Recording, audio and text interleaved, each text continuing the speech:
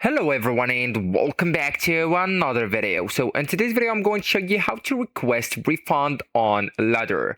So if you subscribed to Ladder on an iPhone and refund is not handled inside the app, so it goes to Apple. So actually guys, first I'm going to show you how to request refund on iPhone, or we are talking about the Apple purchase. Okay, so actually guys, first you will need to go with Safari. So you will need to open Safari or any browser and then just go to reportaproblem.apple.com website. So that one.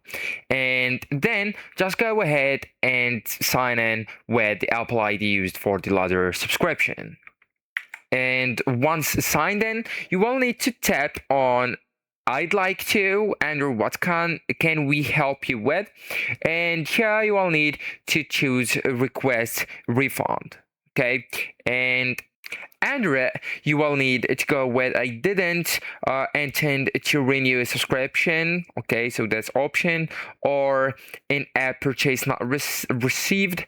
I didn't mean to sign up for a subscription, etc. Okay, so for example, we'll go with that one and then go with next. And here you will need to look for Ladder. So you will need to find it right here where all listed with the apps that you already purchased the subscription on.